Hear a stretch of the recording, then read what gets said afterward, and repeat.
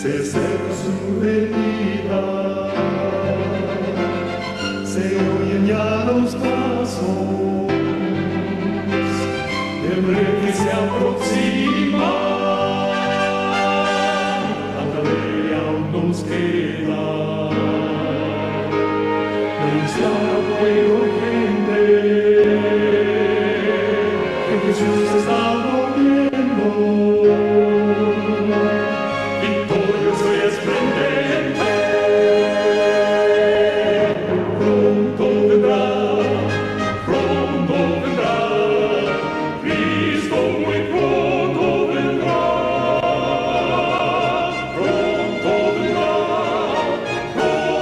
vendrá, pronto Jesús volverá.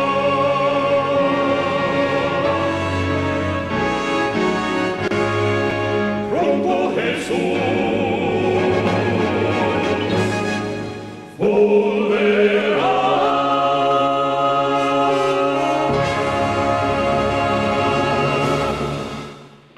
Ok, oremos. Nuestro Padre que moras en la gloria eterna del santuario celestial con tu amado Cristo Jesús, gracias te damos por todo lo que nos regalas sin merecérnoslo. Te suplicamos, Señor, que perdonen nuestros pecados y tenga misericordia de nosotros. Que esta noche seas tú, oh Padre, enseñándonos personalmente en la persona de tu Espíritu Santo. Bendice a los hermanos, que tengan mentes abiertas, oídos despiertos, corazones dispuestos para cumplir el deseo de tu corazón. Te lo suplicamos y te lo agradecemos todo en el nombre de Cristo Jesús, Señor nuestro. Amén. Muy bien, hermanos, un saludo para todos. Si desean escuchar los mensajes que tenemos para el mundo, que son estos mismos mensajes, pero adaptados para que lo escuchen toda la gente del mundo, creyentes y no creyentes, católicos, evangélicos, cristianos, musulmanes, hindúes, todos los que escuchen este mensaje, es un mensaje para el mundo entero en YouTube. La dirección es escrito está con Jorge Luis Garay. Ahí hay más de 250 temas para que los hermanos le compartan a los amigos, le compartan al vecino que es cristiano de XYZ, para que todos conozcan la proclamación del mensaje final de Apocalipsis 14, como el Señor nos lo revela en su palabra. Así que comenzamos hoy lo que es el mensaje de Apocalipsis 14, 6 al 12, el mensaje de los tres ángeles. ¿Qué es el mensaje de los tres ángeles?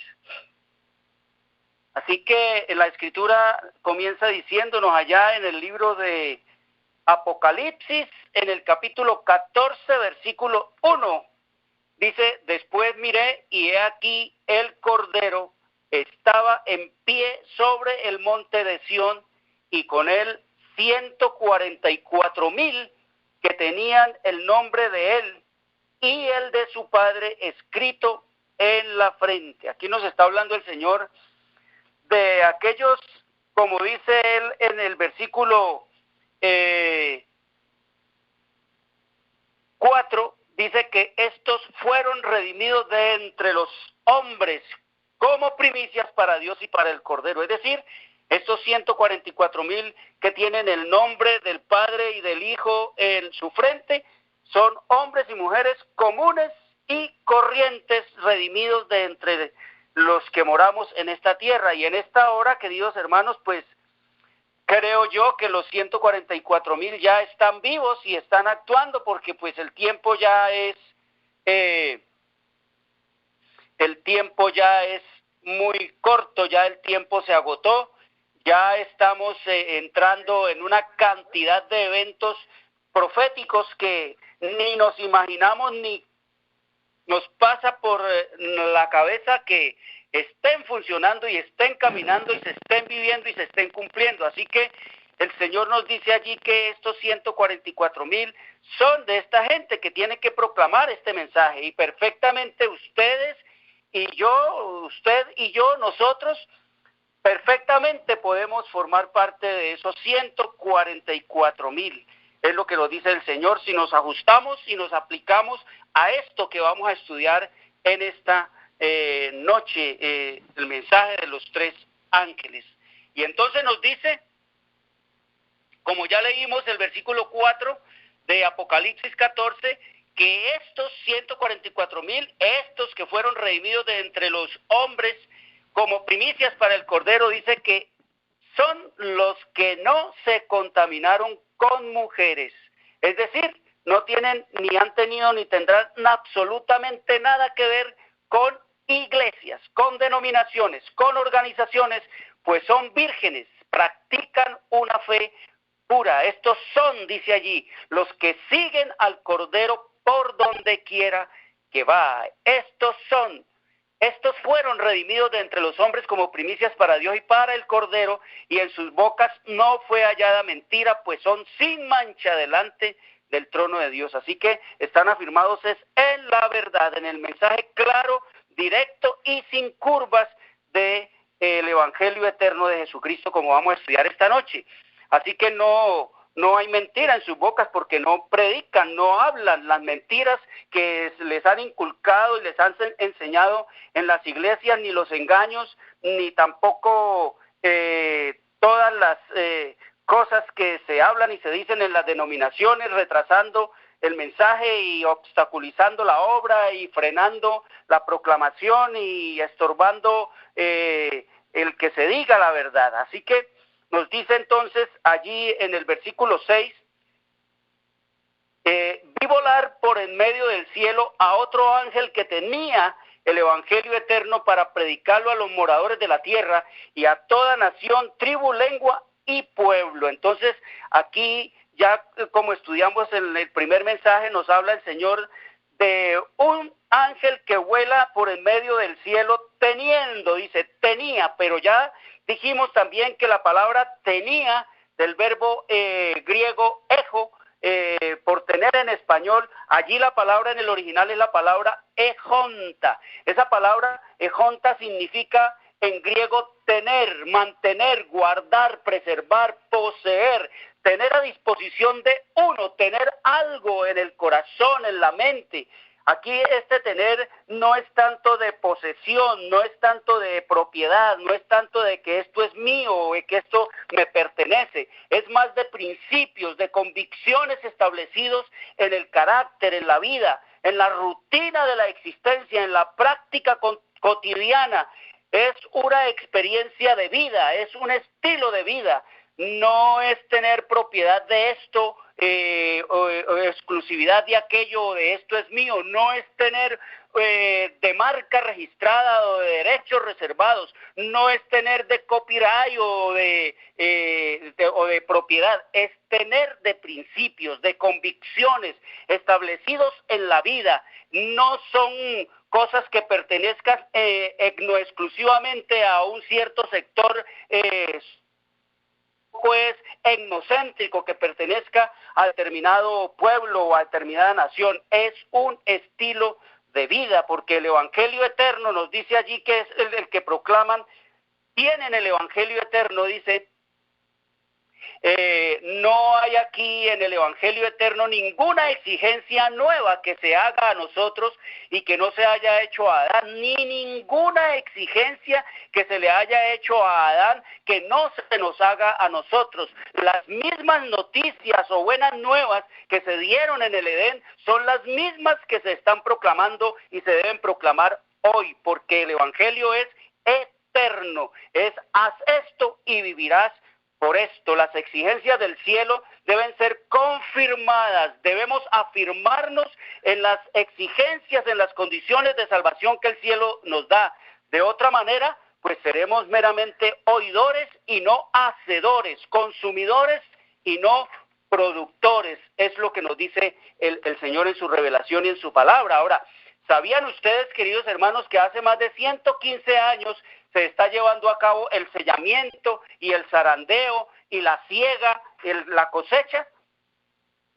Pues quiero decirles que la cosecha se está llevando desde el año de 1844. Allí nos dice el Señor que comienza el juicio para los muertos y dice que después, un poco después, empezó el juicio por los vivos. La cosecha está en acción. Cristo está cosechando lo que Él sembró y Satanás también está cosechando lo que Él sembró, y eso es lo que vemos nosotros en este mundo. Muchos ignoran totalmente estos eventos porque nosotros todo lo dejamos para el futuro o lo aplicamos al pasado, y de ser un pueblo historicista como nos ha levantado el Señor, nos hemos convertido en unos presuntuosos futuristas.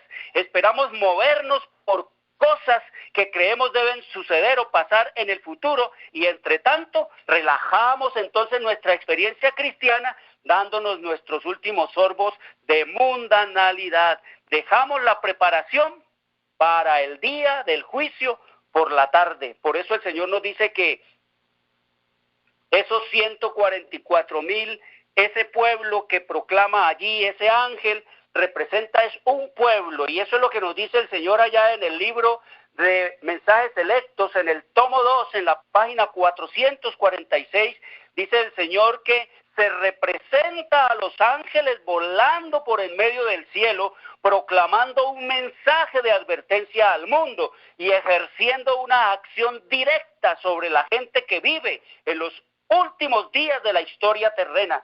Nadie oye la voz de esos ángeles porque son un símbolo que representa al pueblo de Dios que trabaja en armonía con el universo del cielo.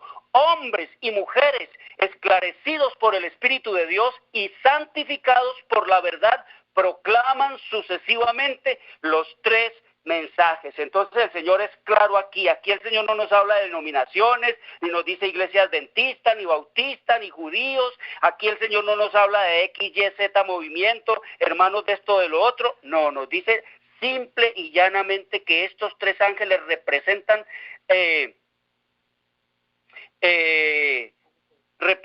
es a un pueblo, dice, representan es a un pueblo de Dios que trabaja en armonía con el universo del cielo, es decir, trabajan es en armonía con lo que Dios ha dicho, trabajan es en armonía como el cielo quiere que sean hechas las cosas, trabajan es en armonía con lo que Dios ha mandado, trabajan es en armonía con la voluntad de Dios, y dice que son hombres y mujeres esclarecidos, es decir, con sus mentes abiertas, claras, con su discernimiento dispuesto por el Espíritu de Dios, y dice santificados, lo que hablábamos ahora, es decir, han hecho de estos principios, han hecho de esta revelación, de esta luz y de estas verdades un estilo de vida, algo para hacerlo, para vivirlo como lo reclama Jesús. Por eso él habla de los mandamientos de cualquiera que los haga y los enseñe a otros a hacerlos, este será llamado grande, mas cualquiera que no los haga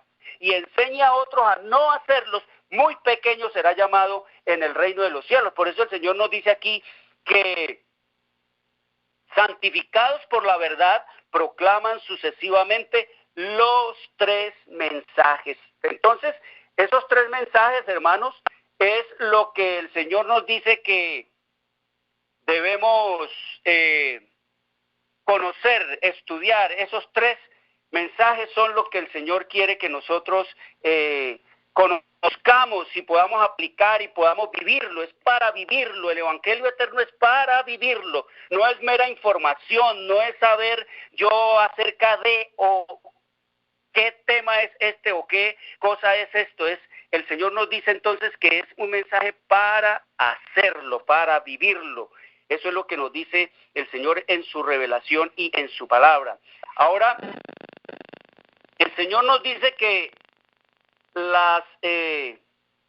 de que pueblo tiene ahora un mensaje especial para predicar al mundo. Dice el mensaje del tercer ángel, es lo que nos dice el Señor. Así que el Señor nos dice que el sellamiento, hermanos, hace rato que empezó. Escuchen, allá en 1898, en la carta 196, también está en el comentario bíblico, en la página 11:60, dice el Señor, ¿cuál es el sello del Dios viviente, el cual es colocado en la frente de su pueblo? Es una marca que ángeles, pero no ojos humanos pueden leer, porque el ángel destructor debe percibir esa señal de redención. Es lo que nos dice el Señor en su revelación y en su palabra. Así que el Señor nos dice que el sellamiento está en acción, es lo que nos dice Él en su revelación y en su palabra. Y esto está caminando, el mensaje de los 3 ángeles es lo que está caminando, eso es lo que nos dice el Señor. Y allá en el libro de Maranata, en la página 198, nos habla de todo esto, tiene que ver con todo esto, el sellamiento, la siega, el zarandeo, todo eso es una sola cosa, hermanos. Oiga lo que nos dice en Maranata 198, dice, tan pronto, eso fue en 1902, oiga, 1902, nosotros que dejamos el sellamiento para el futuro, que dejamos la cuestión de la salvación para el pasado, que creemos que ya salvos, siempre salvos, que ya Cristo murió, ya fuimos salvos, ya no hay ningún problema, el sellamiento será en el futuro, el zarandeo también será en el futuro. No, hermanos, eso todo está caminando, cada alma, cada individuo, cada persona será probado, seremos probados individualmente, dice el Señor.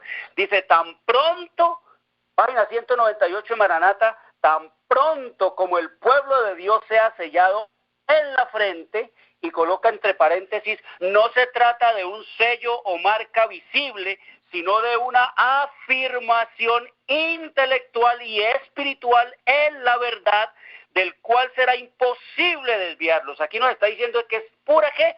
Pura acción, no es ningún sello o marca visible, sino dice de una afirmación intelectual en la mente, en el espíritu de la verdad, es hacer la verdad mía, que forme parte de mi vida, es vivir la vida de Cristo, vivir la vida mía. Eso es lo que nos dice el Señor. Dice, tan pronto como el pueblo de Dios sea sellado y preparado para el zarandeo, este se producirá. En realidad, ya ha comenzado. Los juicios de Dios se hallan ya sobre la tierra para darnos advertencia a fin de que podamos saber lo que nos espera, es lo que nos dice el Señor. ¿Cuándo comenzó el zarandeo, hermanos? Hace rato. Aquí nos habla la en 1902 y hacía rato había comenzado el zarandeo. Y dice que el pueblo de Dios hace rato debería ya de haber entendido y comprendido que las verdades deberían de ser incorporadas en nuestras vidas, en nuestra vida. Eso es lo que nos dice el Señor. Y ahí mismo en Maranata, en la página 238, nos dice el Señor, nótese esto con cuidado, los que reciban la marca pura de la verdad desarrollada en ellos por el Espíritu Santo y representada por el sello del hombre vestido de lino, son los que gimen y claman a causa de todas las abominaciones que se hacen en la iglesia. Y dice, ninguno de nosotros recibirá jamás el sello de Dios mientras nuestros caracteres tengan una mancha. Nos toca a nosotros remediar los defectos de nuestro carácter, limpiar el templo del alma de toda contaminación. Entonces la lluvia tardía caerá sobre nosotros como cayó la lluvia temprana sobre los discípulos en el día de Pentecostés. Cuando ahora dice, es el momento de prepararse. El sello de Dios no será puesto nunca en la frente de un hombre o una mujer que sean impuros. Nunca será puesto sobre la frente de seres humanos ambiciosos y amadores del mundo. Nunca será puesto sobre la frente de hombres y mujeres de corazón falso o engañoso. Todos los que reciban el sello sin mancha delante de Dios y ser candidatos para el cielo. Eso es lo que nos dice el Señor en su revelación y en su palabra. Nada para el futuro, hermanos. Es aquí y ahora. El tiempo de la gracia mío es para aquí y ahora. Mañana puede ser demasiado tarde. Por eso el Señor nos dice ahí también en Maranata, en la página 240, que el sellamiento y esto que tiene que ver con el sellamiento del pueblo fiel de Dios, no es que ni incondicional, ni indefinido, ni tiempo infinito, hermanos. Dice en la página 240, dice, muchos no recibirán el sello de Dios porque no guardan sus mandamientos, es decir, no producen frutos de justicia. Y nos dice aquí, la gran masa de cristianos profesos sufrirán una amarga desilusión en el día del Señor, porque creímos que éramos, pero realmente no somos. Eso es lo que nos dice el Señor. Y en la página 241 de Maranata nos dice, ¿cuál es el sello del Dios vivo que se pone en la frente de sus hijos?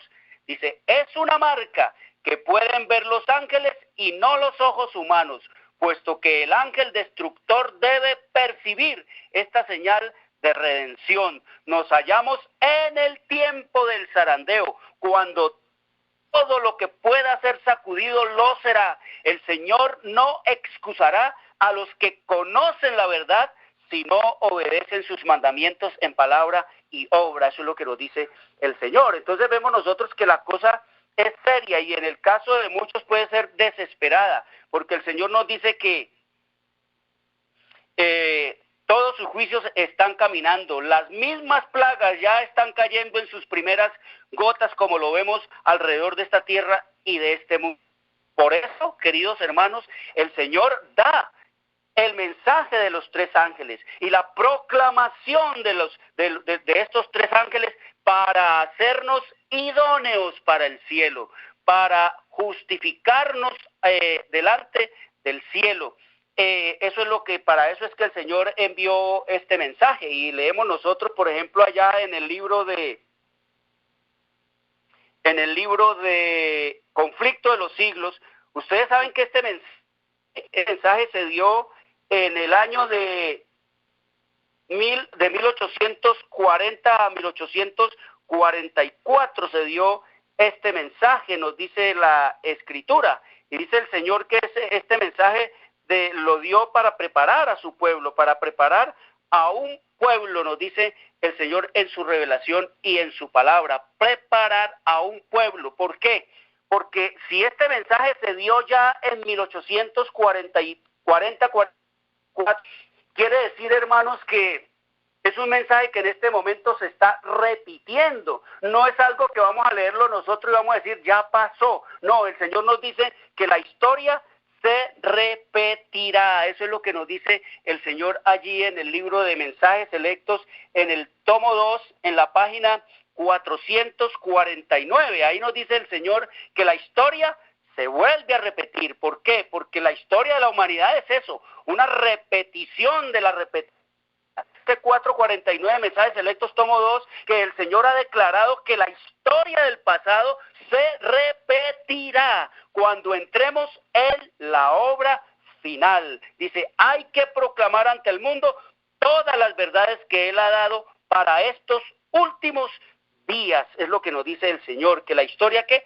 La historia se repetirá. Y nos dice allá en el libro de Testimonio para los Ministros, en la página 116 nos dice el Señor que estudiemos, dice, estudiad el Apocalipsis en relación con Daniel, porque la historia se repetirá. Nosotros, con todas nuestras ventajas religiosas, deberíamos saber hoy mucho más de lo que sabemos. Deberíamos tener sexto todos de teología. Dice, todo elemento de poder está por ser puesto en acción. La historia pasada se repetirá. Y conflictos resurgirán a una nueva vida y el peligro asediará a los hijos de Dios por doquiera. La violencia está tomando posesión de la familia humana, está saturando todas las cosas que hay sobre la tierra. Estudiad el Apocalipsis con relación con Daniel, porque la historia se repetirá, es lo que nos dice el Señor. La historia se repetirá, la historia se está repitiendo, y es lo que nos dice el Señor en el libro de El Conflicto de los Siglos, en la página 426, nos dice el Señor, hablándonos de esto, dice que la historia se repetirá. ¿Qué historia se va a repetir con la operación de estos mensajes? Queridos hermanos, la salida de todas las iglesias. Dice que cuando la gente que estaba enchufada y que el Espíritu le impresionaba en cuanto a obedecer y su acerca de los eventos y la profecía, dice que se vieron reducidos los creyentes a una situación crítica que les causaba perplejidad. Dice, querían a sus iglesias y les repugnaba separarse de ellas, pero al ver que se anulaba el testimonio de la palabra de Dios y que se les negaba el derecho que tenían para investigar las profecías, sintieron que la lealtad hacia Dios les impedía someterse. No podían considerar como constituyendo la iglesia de Cristo a los que trataban de rechazar el testimonio de la palabra de Dios, columna y apoyo de la verdad. De ahí que se sintiesen justificados para separarse de la que hasta entonces fuera su comunión religiosa. En el verano de 1844, cerca de 50,000 personas se separaron de las iglesias. La historia se está repitiendo, es lo que nos dice el Señor en su revelación y en su palabra. La historia se repetirá, es lo que nos dice el Señor allá en el libro de Eclesiastés, en el capítulo 1, en el versículo 9, que no hay nada nuevo debajo del sol, porque escrito está, dice Eclesiastés 1:9. ¿Qué es lo que fue? Lo mismo que será. ¿Qué es lo que ha sido hecho? Lo mismo que se hará, y nada hay nuevo debajo del sol. No hay nada nuevo debajo del sol. El Señor nos dice aquí que la historia de la humanidad ha sido una repetición de la repetidera desde Adán, queridos hermanos. Desde los tiempos de Adán no ha habido sino una repetición de la repetidera de la historia de la humanidad y de los eventos de la historia en este planeta, en esta tierra. Y nos dice el Señor aquí en el libro de Conflicto de los Siglos, eso, que la historia se ha repetido constantemente. Aquí estamos nosotros en esa constante repetición. Por eso dice el mundo que el pueblo que no recuerda su historia pasada está condenado a repetirla. Y nos dice el Señor aquí en Conflicto de los Siglos, en la página 391, dice, la obra de Dios en la tierra presenta siglo tras siglo, sorprendente analogía en cada gran movimiento religioso. Los principios que rigen el trato de Dios con los hombres son siempre los mismos. Los movimientos importantes de hogaño concuerdan con los de antaño, y la experiencia de la iglesia en tiempos que fueron encierra lecciones de gran valor para los nuestros. Dice que los principios de Dios que no cambian, y que por lo tanto la historia siempre será que una repetición de la repetidera. Eso es lo que quiero dejar claro en esta hora, hermanos, de que la historia se repite, y nosotros si entendiéramos eso, si tan solo pudiéramos comprender aquello de la repetición de la historia, estaríamos ubicados, hermanos. Estaríamos en plan de salir, estaríamos en plan de prepararnos, estaríamos en plan de cambiar nuestros hábitos en cuanto al comer, estaríamos realmente enchufados en lo que es el mensaje que Dios reveló desde el lugar santísimo del santuario celestial a través de sus Elena de White. Por eso nos dice aquí en el libro de Mensajes Selectos, tomo 2, en la página 120, que el primer mensaje y el segundo se dieron en 1843 y 1844. Y dice, y ahora estamos bajo la proclamación del tercero, pero aún ahora hay que seguir proclamando los tres mensajes. Ahora es tan esencial como en cualquier tiempo pasado que se lo repita a los que están buscando la verdad. Debemos hacer resonar su proclamación mediante la pluma y la voz. Debemos mostrar su secuencia y la aplicación de las profecías que nos conducen al mensaje del tercer ángel. No puede haber un tercer mensaje sin un primero y un segundo. Debemos proclamar al mundo estos mensajes mediante publicaciones y conferencias que muestren en el ámbito profético las cosas que han sido y las que serán.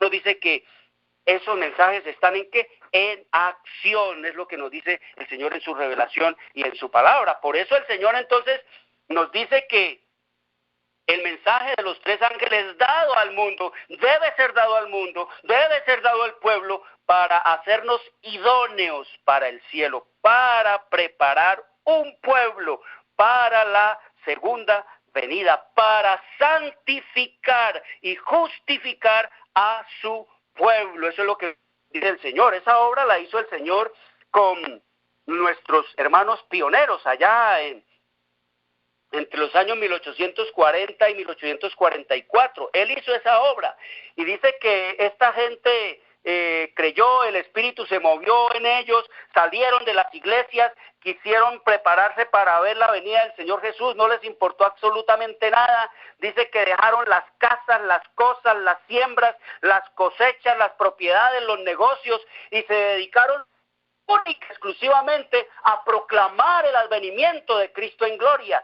Dice que era la gente que estaba más preparada para ver la venida de Cristo. Históricamente nos dice que esa era la gente que más lista, que más preparada estaba para ver la aparición de Cristo en las nubes de los cielos con grande poder y gloria. Pero nos dice aquí en la página 477 del conflicto de los siglos, pero el pueblo no estaba aún preparado. Qué tremendo, hermanos.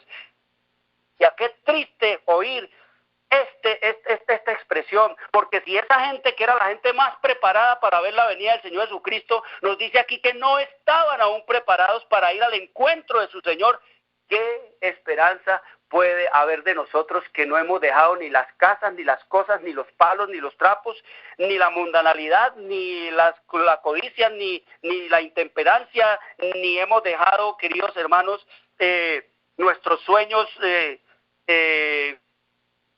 grandiosos en este planeta y en este mundo? ¿Por qué ese pueblo no estaba preparado, hermanos? Dice, todavía le quedaba una obra de preparación que cumplir. Debía serle comunicada una luz que dirigiría su espíritu hacia el templo de Dios en el cielo. Y mientras siguiera allí por fe a su sumo sacerdote en el desempeño de su ministerio, se le revelarían nuevos deberes. ¿Cuáles son esos nuevos deberes, hermanos, que estos hermanos no conocían y que debían de serles revelados? Todavía fumaban tabaco, todavía tomaban licor, todavía comían puerco, todavía fritaban con manteca, todavía guardaban el domingo, todavía tenían una cantidad de hábitos reprimidos y prácticos en sus vidas. Dice que esta gente se le tenía que revelar nuevos deberes, todo lo que tenía que ver con el mensaje de salud, ver con el plan de educación, todo lo que tenía que ver con la justificación por la fe, todo lo que tenía que ver con la obediencia a los mandamientos, todo lo que tenía que ver con el sábado. Dice el Señor allí, había de darse a la iglesia otro mensaje de aviso e instrucción, queridos hermanos. Nosotros ya tenemos todas estas cosas, conocemos los nuevos deberes, a nosotros se nos ha dado ya el mensaje de aviso e instrucción, tenemos toda la revelación que tuvo allá, nosotros la tenemos ahora acá. Y oiga lo que sigue diciendo allí mismo en el conflicto de los siglos, hablando de esta gente, hermanos, que no tenían la luz, que no eran ricos como lo somos nosotros. Nos dice ahí en la página 401 del mismo conflicto de los siglos y 402, nos dice que Miller y sus colaboradores predicaron el mensaje fundado en Daniel 8:14 y Apocalipsis 7, sin echar de ver que el capítulo 14 del Apocalipsis encerraba aún otros mensajes que debían ser también proclamados antes del advenimiento del Señor, hermanos.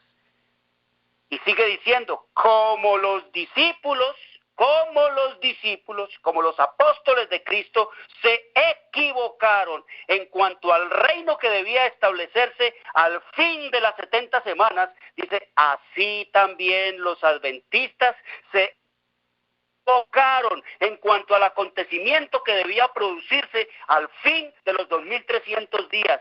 En ambos casos, la circunstancia de haber aceptado errores populares, o mejor dicho, la adhesión a ellos, fue lo que cerró el espíritu a la verdad. Ambas escuelas cumplieron la voluntad de Dios, proclamando el mensaje que Él deseaba fuese proclamado, y ambas, debido a su mala comprensión del mensaje, sufrieron daños. Nosotros también en esta hora, hermanos, estamos equivocados. Y el Señor nos dice, en el libro de Maranata, nos dice el Señor allá en el libro de Maranata, que nosotros vamos a ser desencantados. Dice allí en Maranata, en la página 239, dice, la gran masa de cristianos sufrirá una amarga desilusión en el día del Señor. Y dice que el mundo entero se verá envuelto en una ruina más grande que la que cayó antiguamente sobre Jerusalén. Y dice más, dice, me fue mostrado el hecho alarmante de que solo una pequeña porción de los que ahora profesan la verdad serán santificados por ella y salvados. Testimonios, tomo 1, página 608 en español. Y dice más, Joyas de los Testimonios, tomo 1 en la página 90. Me siento alarmada por los hijos de Dios que profesan creer la verdad solemne e importante, porque sé que muchos de ellos no están convertidos ni santificados por ellos. Estamos equivocados. Creemos que nosotros, como creían los judíos, hermanos, estamos equivocados, al igual que los judíos y al igual que los mileritas. Estamos equivocados al creer que la iglesia salva, que la iglesia haga lo que haga, pase lo que haga, apostate lo que apostate, rechace lo que rechace, menosprecie lo que menosprecie, la iglesia seguirá siendo la niña de los ojos de Dios porque fue escogida por Dios y Él jamás la abandonará, como lo mismo que cree el pueblo judío, que la iglesia es el arca, como cree. Todas las iglesias creen eso, hermanos, que la iglesia es el arca y no va a sucumbir ante la furia de la tempestad que vendrá sobre ella. Tremendo desengaño, dice el Señor, en Conflicto de los Siglos, página 41, sufrirá el pueblo de Dios. Tremendo desengaño, hermanos. Equivocados en qué? En cuanto a la incredulidad y la dilación para aceptar, por ejemplo, que la iglesia adventista ya es Babilonia y hay que salir. Equivocados en qué? En cuanto miedo y desamparo se siente con el solo pensamiento de tener que abandonar la iglesia o las iglesias.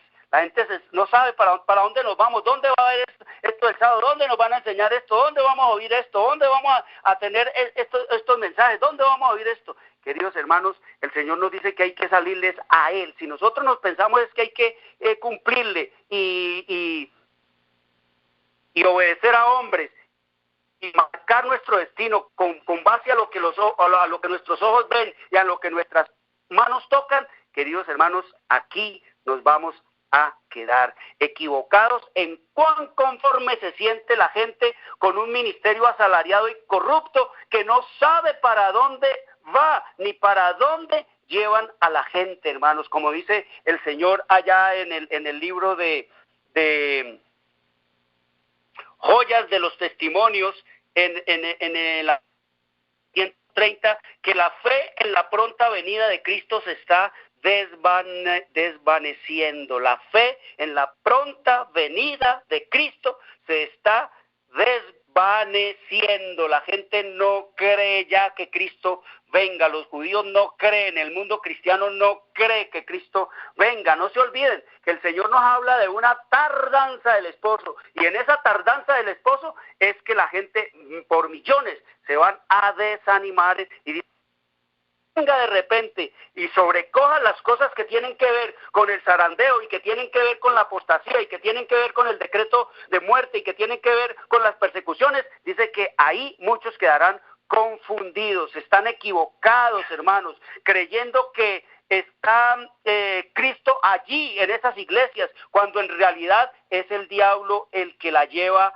el que lleva la delantera al mundo cristiano en esta hora, entreteniéndolos para que el tiempo y proclamar el mensaje de los tres ángeles, queridos hermanos, ya no sea realmente una parte importante en nuestra vida, y entonces quedarán bloqueados, porque son que ignorantes, y estarán maniatados para proclamar el tercer mensaje. Eso es lo que nos dice el Señor allí en Maranata, en la página 191, nos dice el Señor que el diablo se está adelantando. Allí en Maranata, en la página 191, dice: me fue mostrado, es una visión que el Señor le dio a la hermana White, dice: me fue mostrado que Satanás se nos está adelantando. La ley de Dios ha de ser invalidada por los instrumentos de Satanás. Y dice, en nuestro país, los Estados Unidos, que se jacta de la libertad, se acabará la libertad religiosa. Eso es lo que nos dice el Señor. Engañados, equivocados, hermanos. Estamos viviendo y esperando cosas que no tienen absolutamente nada que ver con la realidad del momento y con la urgencia de la hora. Así que ahora sí podemos nosotros empezar a estudiar lo que es el triple mensaje angélico. Nos dice allá en el libro de Apocalipsis, capítulo 14, versículo 7, que este pueblo, representado por hombres y mujeres comunes y esclarecidos por el Espíritu Santo y esclarecidos por el Espíritu Santo y fortalecidos por la verdad, dice que dirán a gran voz: temed a Dios y dadle gloria, porque la hora de su juicio ha llegado, y adorad a aquel que hizo el cielo y la tierra, el mar y las fuentes de las aguas. Ese es el Evangelio eterno, hermanos.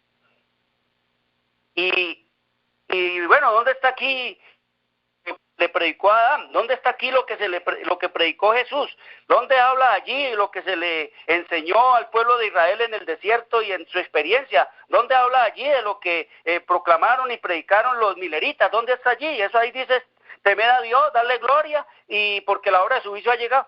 Hermanos, ahí está contenido todo, absolutamente todo lo que Dios ha revelado acerca de lo que debemos vivir y hacer. Es el Evangelio. Por eso nos dice que cuando nos dice que el Evangelio eterno que tenían el Evangelio, nos dice que ahí en la cruz Cristo era la ley y el Evangelio, es decir, toda la experiencia de vida que debería de vivirse y que debe vivir el hombre estaba allí colgada en la cruz. El ser verdad, el ser todo un evangelio, nos dice el Señor, o las noticias buenas y malas del cielo, ahí estaban colgadas en la cruz.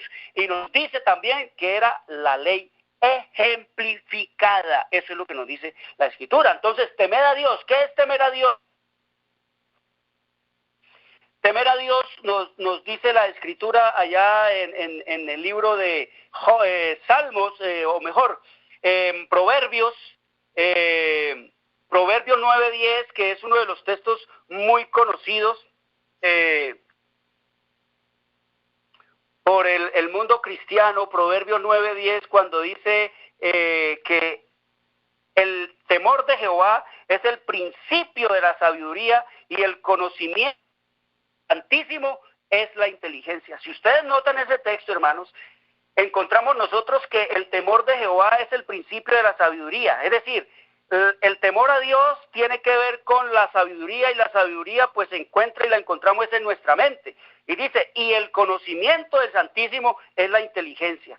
La inteligencia también está en la mente. Entonces, ¿de dónde o cómo nos viene el temor a Dios? El temor a Dios nos llega a través de la mente y por medio de la ley. Ahí es que nos llega a nosotros el temor a Dios. Cuando entramos en el conocimiento de la ley de Dios, entonces ahí es donde entramos nosotros en esa relación del Espíritu con nosotros y de la ley con mi vida. Entonces ahí entendemos ya cuando el Señor nos advierte, no hagas esto. Entonces ahí nosotros ya empezamos a temer. ¿A temer qué? A temer a los juicios de Dios. Este temor del cual nos habla la Biblia ahí no es temor de mí, de temblar, no es de acoquinarnos o de meternos por allá en un hoyo o de empezar nosotros a desesperarnos, a sudar. No, es un temor de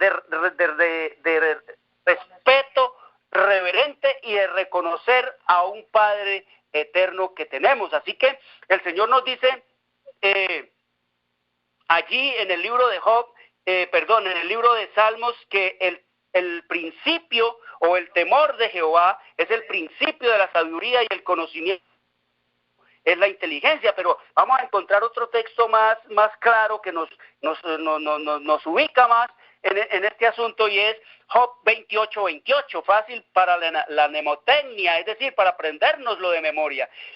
Job 28:28 dice: he aquí que el temor del Señor es la sabiduría y el apartarse del mal, la inteligencia. Nosotros que hemos creído que los inteligentes son los que han obtenido más cantidad en las universidades y que le ganan a las computadoras en cuestiones de logaritmos y en cuestiones de cálculos numéricos. Nosotros creemos que el inteligente es aquel avesado y vivaz y que tiene capacidad para hacer tantas cosas. No, aquí el Señor nos dice que la inteligencia es sencilla y simplemente apartarnos del mal. El que es verdaderamente inteligente a los ojos de Dios es aquel que se aparta, es lo que nos dice la Escritura. El temor a Dios tiene que ver entonces con la ¿qué?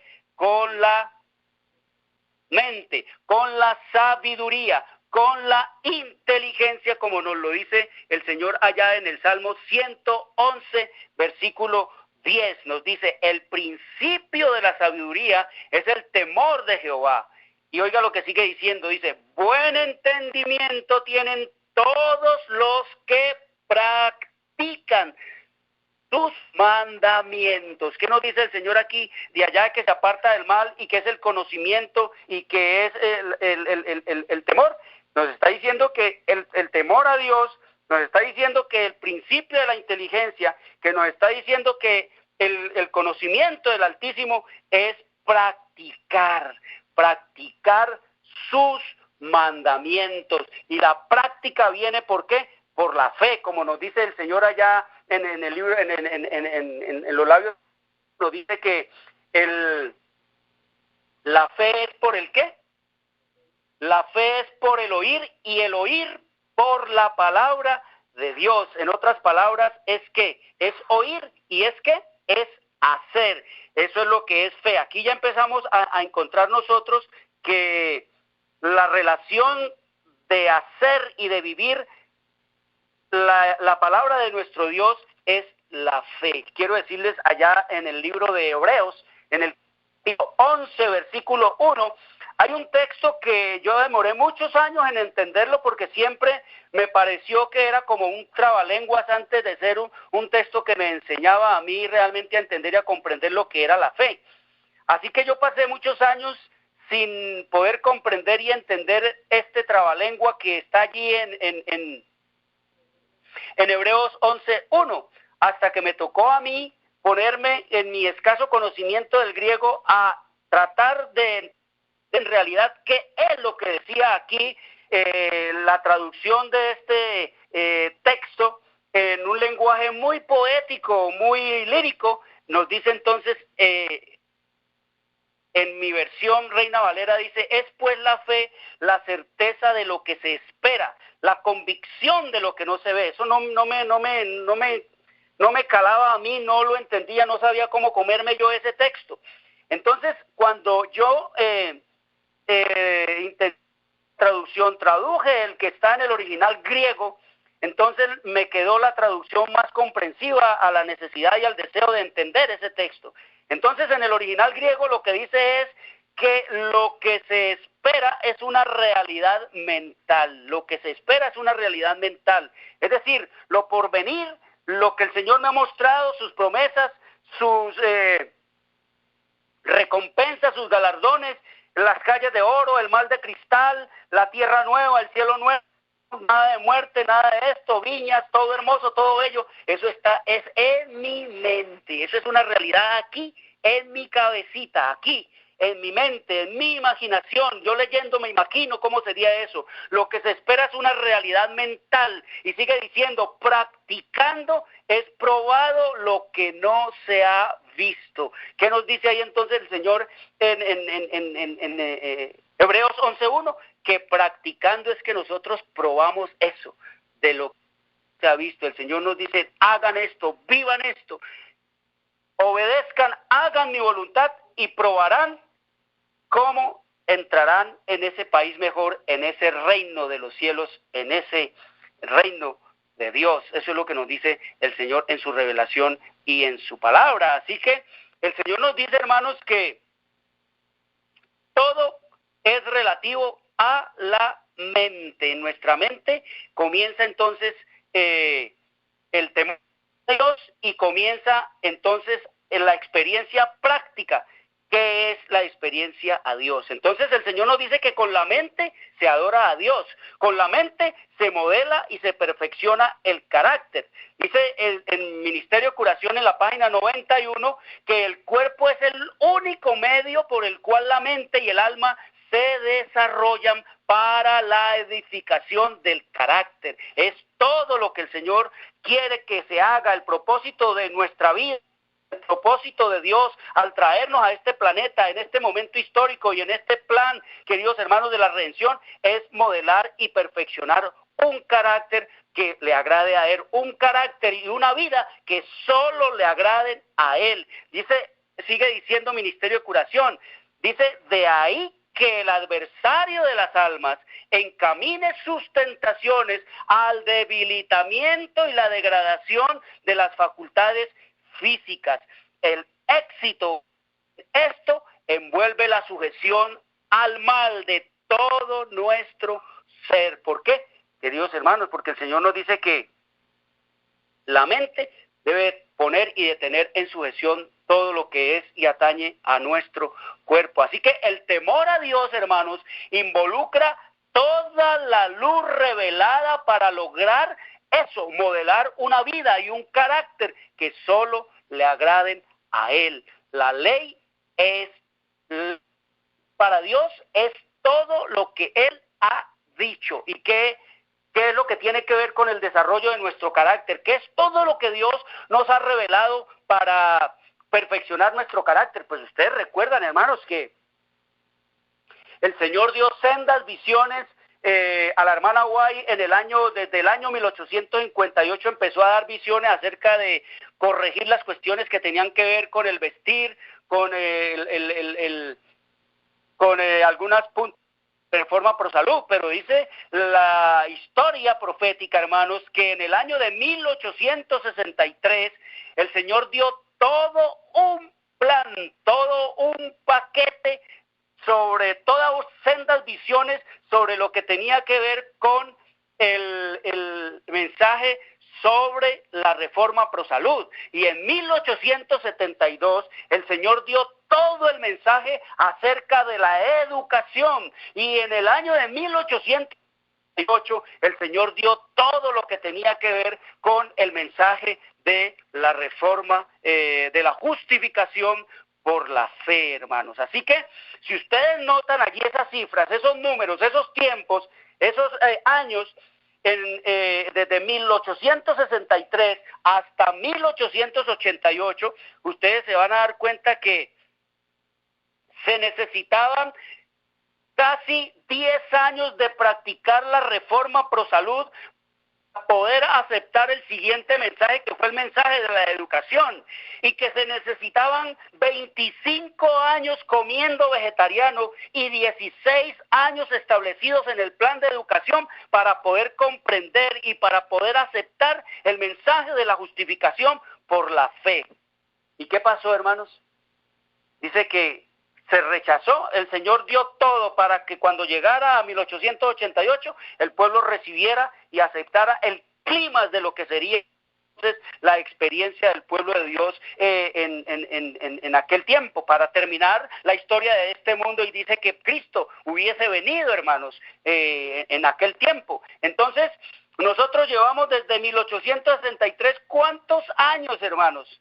¿Cuántos años de oportunidad para practicar la reforma pro salud? Desde 1872, ¿cuántos años llevamos nosotros de advertencia y de luz para establecernos en el plan de la educación? Desde 1888, ¿cuántos años llevamos nosotros para aceptar y creerle a Dios y establecernos en la justicia de nuestro Señor Jesucristo? Todo ese mensaje lo dio el Señor desde el lugar santísimo del santuario celestial, hermanos. Y dice la Escritura, allá en el libro de Testimonios para los Ministros, hablándonos en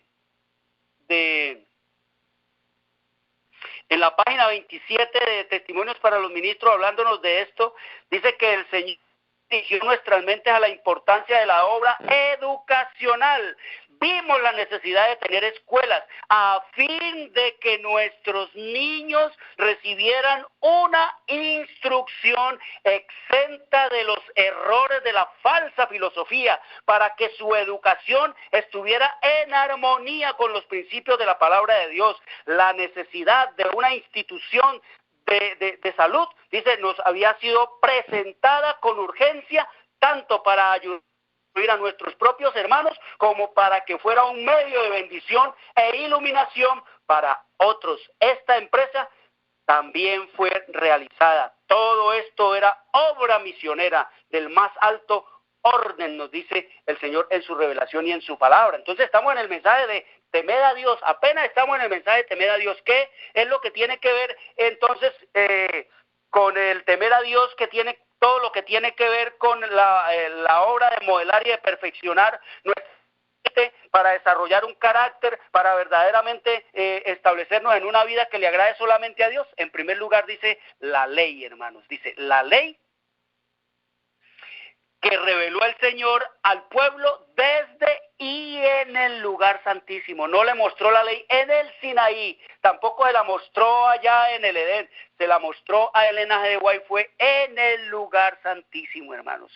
Allí mismo, en el lugar santísimo, el Señor nos ha revelado lo que es su todo lo que tiene que ver con la obediencia a sus mandamientos. También desde allá llegó el mensaje de Jesucristo acerca de la educación, conforme al plan de Dios. Dice que los hijos de Dios, los hijos y los hijos de Dios deberían ser educados fuera de las ciudades, y dice que deberían de ser estas iglesias, estas escuelas exclusivamente para los fieles, no como ahora que escuelas, colegios y universidades que el Señor permitió que se levantaron con el apoyo y los recursos del cielo, queridos hermanos, están totalmente prostituidos, mundanalizados, y de la misma manera como el pueblo de Dios allá cautivo en Babilonia, queridos hermanos, comían, bebían, hacían, creían lo mismo que creían los babilonios, y cuando el Señor vino para llevarlos a Israel, a la Jerusalén,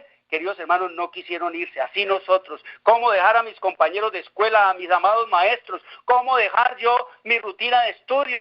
Acostumbrado allá a todo eso. Dice que esa debería de ser una educación exclusivamente ¿para quién?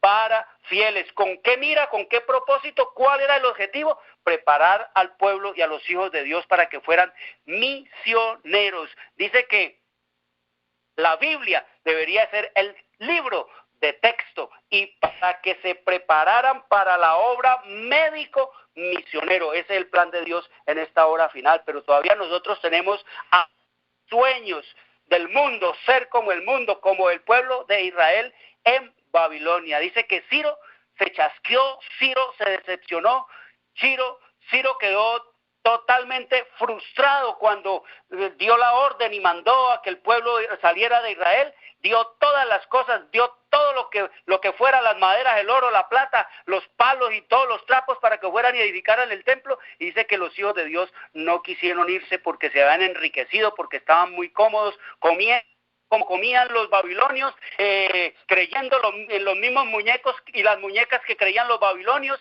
Dice que hablando las mismas cosas que hablaban los babilonios, diciendo exactamente lo mismo que los babilonios, soñando con los mismos sueños de los babilonios. Eso es lo que nos dice el Señor en esta hora. Solo estamos estudiando, hermanos, hasta aquí lo que involucra y lo que entraña el mensaje de temer a Dios. Es lo que nos dice. ¿Qué otra cosa da entonces para modelar y perfeccionar un carácter que es el propósito del temor a Dios? Dice el Señor: salid de las ciudades para dejar de ver y oír la corrupción, el crimen, la inmoralidad. No todo lo que hay en estas ciudades, la sodomía. No son las ciudades el plan de Dios, sino que son el plan de Satanás para dominar, para controlar, para educar, para degradar, para corromper, pervertir, satanizar y esclavizar a los hombres. Partan nomás del principio, queridos hermanos, de que el primero que hizo una ciudad fue Caín. Escrito está en Génesis 4:17 que el primer gobernante de una ciudad fue Caín. El primer alcalde que tuvo una ciudad se llamaba Caín. Dios dio entonces todo un mensaje, toda la luz y todo el plan para que su pueblo se establezca fuera y lejos de las ciudades. También el Señor nos ha dado las razones, queridos hermanos. Las razones, tráeme el folletico de las ciudades, en el favor. Entonces nos dice el Señor allá en la página 139 de Maranata. Oiga estas cosas tan terribles, hermanos. Página 139 de Maranata nos dice el Señor: no era el propósito de Dios que sus hijos se apiñaran en ciudades para vivir amontonados desordenadamente en casas de apartamentos. No era el plan de Dios, hermano. No es el plan de Dios que sus hijos vivan allí como si fueran pollos, ahí en esos apartamenticos de 10 por 10, en donde viven perros, gatos, animales, pollos, donde viven pájaros, toda clase de animales y también personas. No era el propósito de Dios que sus hijos se apiñaran en ciudades para vivir amontonados desordenadamente en casas de apartamentos. Dice: en el principio a nuestros primeros padres en un jardín, en medio de los hermosos panoramas y suaves sonidos de la naturaleza,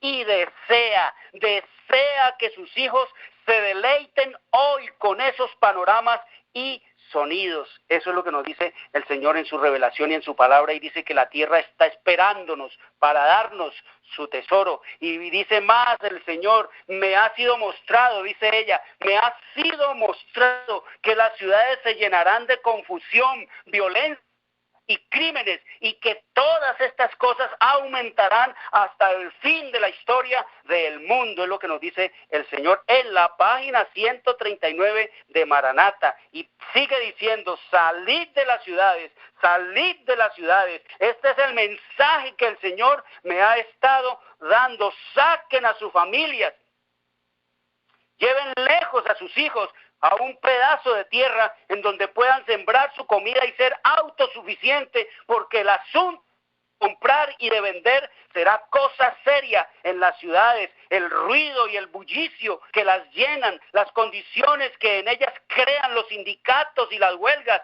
ahora la sodomía, la corrupción política, la degradación moral, la drogadicción, impedirán nuestra obra. Ciertos, dice el Señor, hombres tratan de lograr que los obreros de diferentes oficios se agremien. Dice: tal no es el plan de Dios, sino el de un poder que de ningún modo debemos nosotros reconocer. Es lo que nos dice el Señor en su revelación y en su palabra, y nos habla cosas terribles y serias de lo que estamos viendo, como Barrios enteros están siendo barridos, ciudades enteras. Ustedes se han dado cuenta, nada más aquí en Colombia, en la devastación por avalanchas. Una ciudad entera en el año de 1985 quedó sepultado todo, más de 2.500 muertos. Ahora acaba de venir una avalancha en donde el número de muertos cada día aumenta y ya van casi en 300. Así que el Señor nos dice que Él va a enviar que, pues dice, las impías ciudades de nuestro mundo serán destruidas mediante las catástrofes que ocasionan actualmente la ruina de grandes edificios y de barrios enteros.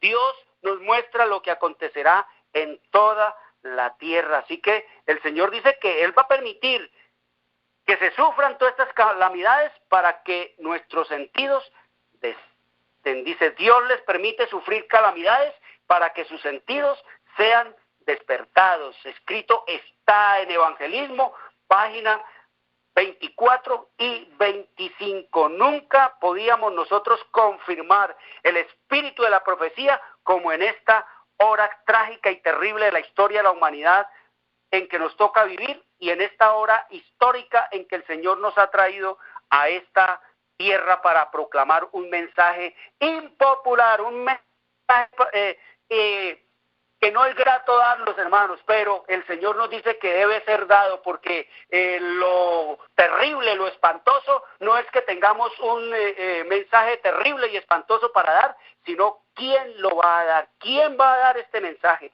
Dice que los hijos, no teniendo qué hacer cuando están en la escuela, se educan en la calle. De las malas compañías adquieren hábitos de vicio y disipación. Los padres ven todo esto, pero la corrección de su error requiere un sacrificio y permanecen donde están hasta que Satanás obtiene pleno dominio de sus hijos. Joyas de los Testimonios, tomo 2, página 74, y nos dice el Señor que la vida en las ciudades es falsa y artificial. Dice, la intensa pasión por el dinero, el torbellino y el afán de los placeres, la fiebre de ostentación, el lujo y la prodigalidad son otras tantas fuerzas que impiden a la mayoría de la humanidad que cumpla el verdadero fin de la vida. Abren la puerta a una infinidad de males y ejercen sobre la juventud un poder casi irresistible. Una, dice, de las tentaciones más sutiles y peligrosas que asaltan a los niños y a los jóvenes en las ciudades es el afán de placeres. Dice, el dinero que debiera ahorrarse para mejores fines se desperdicia en diversión. Bueno, hay todo un mensaje, toda una luz, toda una revelación para que estemos nosotros en el temor de Dios. ¿Le tememos a Dios? Obedezcamos entonces lo que Él dice, hermanos. Tememos a Dios, hagamos entonces lo que Él dice. Por eso dice que este mensaje de los tres ángeles es el mensaje de la justificación por la fe.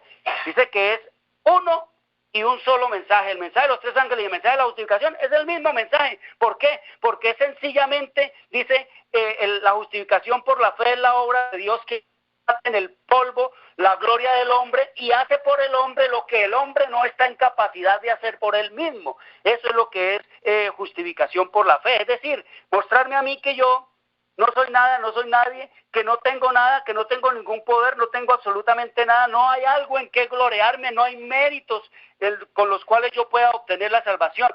Eso es lo que nos dice. Y una manera más simple y sencilla de decirnos lo que es justificación por la fe, nos lo dice el Señor cuando nos dice que justificación por la fe es hacer lo que Dios manda y no precisamente lo que Él no ha ordenado. Así de simple y de sencillo. Y ese mensaje de hacer lo que Dios manda y no precisamente lo que Él no ha ordenado es lo que dijo allá en 1888 la hermana White, que en este tiempo será rechazado, será menospreciado, será ridiculizado y que cuando venga con un fuerte pregón todas estas cosas, entonces dice que será igualmente menospreciado, rechazado, menospreciado y ridiculizado por la mayoría.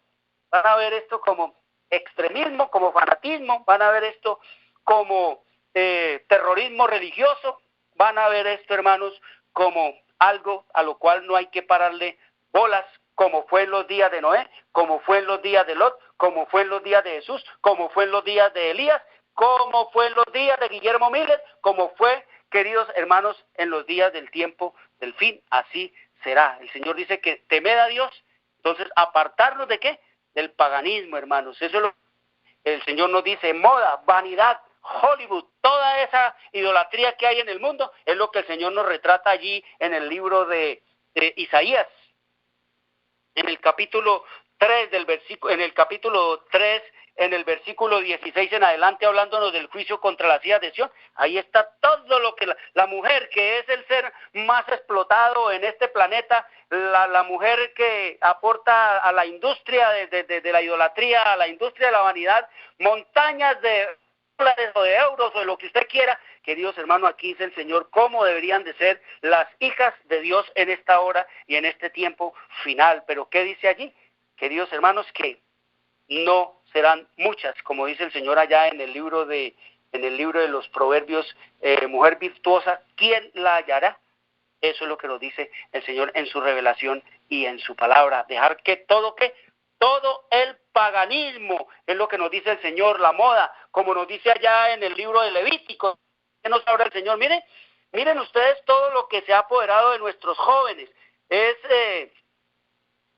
terrible cómo en escasos 20 años, prácticamente en menos de 20 años, toda la humanidad está totalmente marcada, la humanidad está totalmente marcatizada con los demonios, con los ídolos, con todo lo que tiene que ver con la hechicería y el espiritismo, llena de tatuajes, la gente está tatuada. ¿Y eso qué es eso? Pues eso es la mundanalidad, la vanidad, esa es la moda, todo es el paganismo, hermanos. Cuando el Señor nos dice aquí en el libro de Levítico, en el capítulo 19, nos dice, no seréis agoreros ni adivinos, no haréis tonsura en vuestras cabezas, ni dañaréis la punta de vuestra barba. Dice, y no haréis rasguños en vuestro cuerpo por un muerto, ni imprimiréis en vosotros señal alguna, y firma, yo Jehová. Es lo que nos dice el Señor. ¿Cómo vemos al mundo, los jóvenes y los niños de nuestro tiempo, queridos? ¿Todos qué?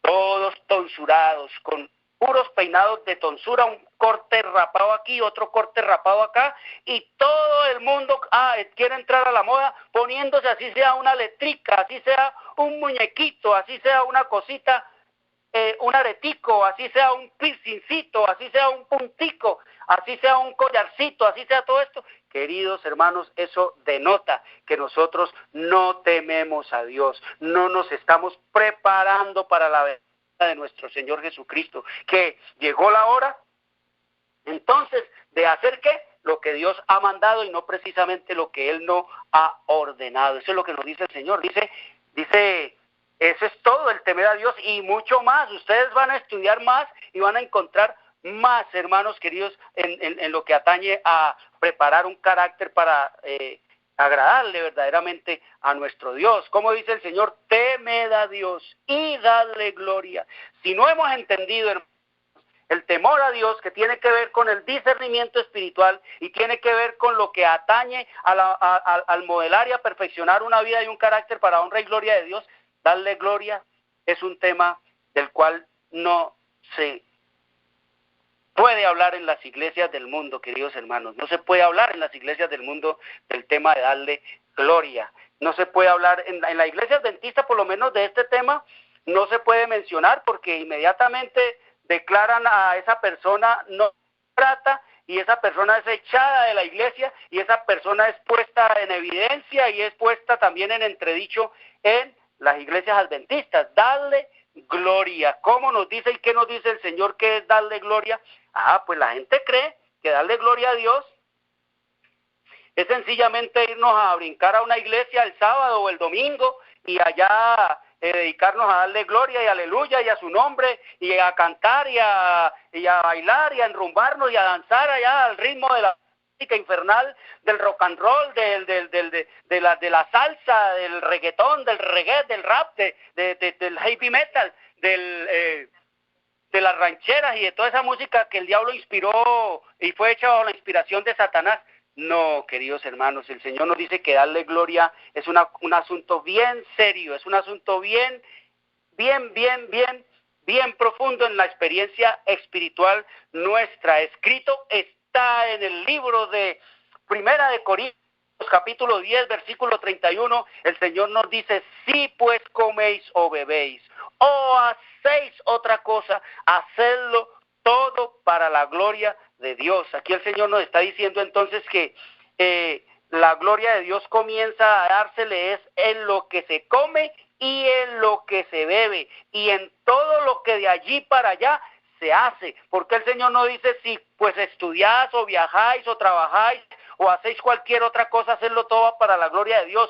¿Por qué Él coloca aquí comer o beber? Sencillamente porque el comer y el beber es lo más rutinario, lo más cotidiano, lo más necesario para cada persona, cada día, comer y beber o hacer cualquier otra cosa. El que coma y beba como Dios manda, ese, queridos hermanos, da gloria a Dios. ¿Por qué? Porque ahí mismo, en el libro de Primera de Corintios, en el capítulo 6, en el versículo 19 y 20, nos dice el Señor, ¿o ignoráis que vuestro cuerpo es templo del Espíritu Santo, el cual está en vosotros, el cual tenéis de Dios y que no sois vuestros? Porque habéis sido comprados por precio. Glorificad pues a Dios en vuestro cuerpo y en vuestro espíritu, los cuales son de Dios. ¿Qué nos dice el Señor? Que en dónde y con qué y en qué es que se le da honra, gloria y alabanza a Dios, dice el Señor, en nuestro cuerpo. Es lo que nos dice el Señor, y para eso el Señor dejó todo un mensaje, hermanos, todo sendo mensajes sobre la salud. Ahí lo dejó el Señor en su revelación, en su palabra. 1863, el Espíritu Santo, hermanos, descendió sobre Elena de White y le dio toda la revelación acerca del mensaje de la reforma pro salud. Dice entonces en el mensaje de Consejo sobre el régimen alimenticio, en la página 65, que Dios no puede permitir que su Santo Espíritu descanse sobre los que, aunque saben cómo deben comer para disfrutar de salud, persisten en una práctica que debilitará la mente y el cuerpo. Y nos dice allí en la página 91 del mismo libro, Consejo sobre el régimen alimenticio, cuál era el propósito y por qué y para qué el Señor nos dejaba y nos dejó este mensaje de la reforma pro salud. Nos dice que en primer lugar deja este mensaje para purificar la iglesia, hermanos, purificarla en su cuerpo, en su mente. En segundo lugar dice para aminorar el sufrimiento, para nosotros no tener que morir como muere la gente en este tiempo, que las ve uno allá en las clínicas, en los hospitales, en los lugares donde están la gente ya terminal, lleno de mangueras por todos lados. Parecen más astronautas que personas que estuvieran enfermas, hermanos, con un cable por aquí para administrarle comida, con el otro para que respire, con el otro para que orine, con el otro para que defeque, con el otro para que le entre el alimento, con el otro para que le entre la medicina. Hermanos, eso es lo que el Señor quiere, aminorar ¿qué? El sufrimiento, pero ni por eso nosotros queremos obedecer al Señor. Y nos dice más, nos dice el Señor que en tercer lugar, Él ha enviado este mensaje para limpiar los canales nuestros nervios, todo lo que tiene que ver con nuestras neuronas, todo lo que tiene que ver con nuestro discernimiento espiritual. Dice, para abrir a otras verdades. Es lo que nos dice el Señor, abrir a otras verdades. Dice, esta obra lleva la firma del cielo y abrirá las puertas para la entrada de otras verdades preciosas. Lo que nos dice el Señor en su revelación y en su palabra. Y ahora nos dice el Señor que en esta hora que nosotros andamos en ese desespero y en esa confusión de no saber entender tantas cosas, a mí se me olvida todo, yo no sé por qué a mí se me olvida todo, yo no entiendo eso, yo no puedo comprender eso, en dónde está esto, en dónde está lo otro. Dice el Señor en la página 188 de Consejos sobre el régimen alimenticio, que si los que profesan ser cristianos desean resolver la pregunta que tanta perplejidad les causa de por qué sus mentes son lentas, por qué sus aspiraciones religiosas son tan débiles, no necesitan en muchos casos ir más lejos que la mesa. Aquí hay una causa suficiente, aunque no hubiere ninguna otra. Muchos se separan a sí mismos de Dios por la complacencia de su apetito. Y nosotros le echamos la culpa al Espíritu Santo, que el Espíritu Santo a mí no me apoya, no me quiere, que el Espíritu Santo a mí no viene. O le echamos la culpa al diablo, que el diablo es el culpable, que yo no entienda y que yo no comprenda. No, hermanos, el Señor nos dice es que el mayor enemigo de mí soy yo. Es lo que nos dice el Señor en su revelación y en su palabra, y eso es lo que es el mensaje en esta hora final, que nosotros le estamos echando la culpa al diablo, al Espíritu Santo, a los ángeles, pero no sabemos que el mayor enemigo de mí soy yo. Eso es lo que escrito está en el libro de Camino a Cristo, en la página 42. Allí dice el Señor que el campo de batalla más terrible y más grande que puede existir en este planeta es el corazón nuestro, hermanos. Allí se están librando las más grandes y terribles batallas. El campo de batalla más grande es el corazón humano, porque el enemigo, el mayor enemigo de mí soy yo. Eso es lo que nos dice el Señor. Dale gloria, hermanos, dale gloria, es lo que nos dice el Señor en su revelación y en su palabra. Una citica más, le damos una citica más allá en el libro de Consejos sobre el régimen alimenticio, en la página 50, hermanos, para que entendamos que toda esta gloria, toda esta luz que el Señor nos ha dado para darle gloria a Él en nuestro cuerpo, es una revelación que Él ya la dio, 1863, estamos en el año 2017. ¿Cuánto tiempo ha pasado desde que el Señor ha revelado eso? ¿Cuántos ¿un siglo y cuánto? Casi un siglo y medio, hermanos, es lo que ha pasado en esto, y todavía nosotros estamos sin entender ni comprender. ¿Por qué? Porque el diablo se las ha ingeniado para hacer de la alimentación toda una industria perversa. Dice el Señor aquí que una gran proporción de todas las enfermedades que afligen a la familia humana es resultado de sus propios hábitos erróneos, debido a su deliberada ignorancia, a su descuido de la luz que Dios ha dado con respecto a las leyes de su ser. Es lo que nos dice el Señor, y nos dice que nosotros cavamos la tumba es con las muelas. No es posible, dice, que glorifiquemos a Dios mientras vivamos violando las leyes de la vida. El corazón no puede de ninguna manera mantener su consagración a Dios mientras se complace el apetito carnal. Un cuerpo enfermo y un intelecto desordenado debido a la continua complacencia de la lujuria perniciosa hace que la santificación del cuerpo y del espíritu sean imposibles. Tremendo y terrible eso, queridos hermanos, en esta hora, para mi vida, para tu vida, para nuestra vida. Dice el Señor en la página 51 que es un deber saber cómo preservar el cuerpo en la mejor condición posible de salud, y es un deber sagrado vivir de acuerdo con la luz que Dios misericordiosamente ha dado.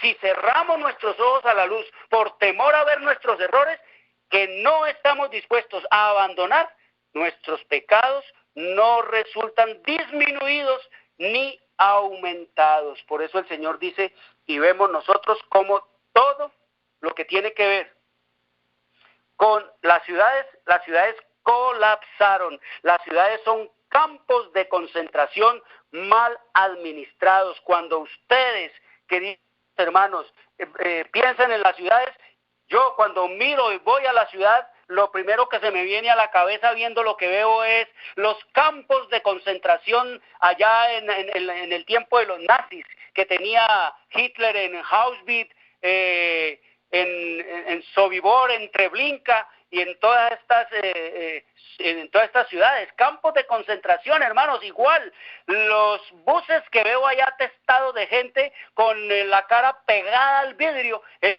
se hacía allá en en los trenes, en donde metían un tren al que le cabían solo 40 personas, le metían 300, y la gente llegaba piñada directamente a la cámara de gas, hermanos. Esas son las ciudades, campos de concentración mal administrados. En los campos de concentración habían penas de muerte, allá sin sumariales. Igual ocurre en las ciudades, por quitarte un teléfono celular, o por quitarte cualquier cosa que lleves, un reloj o algo, te matan y muerto se queda uno. En las ciudades ve uno cómo la gente vive prisionera, las casas llenas de rejas por todos lados, las puertas con 3, 4 puertas, y la gente de puertas para adentro están inseguros, y de puertas para afuera de su casa son hombres muertos. Eso es lo que vivimos nosotros, la realidad de esta hora. Todo ha colapsado porque es malo. No es malo porque sencillamente es falso. Todo lo que tiene que ver, hermanos, con la cuestión de la salud, la cuestión, yo por ejemplo, a lo que discutían y discuten allá en los Estados Unidos del Obamacare, para mí eso no es un Obamacare, eso es un Obamacare, eso es un Obama masacre, como diríamos nosotros, porque todo eso está ¿qué?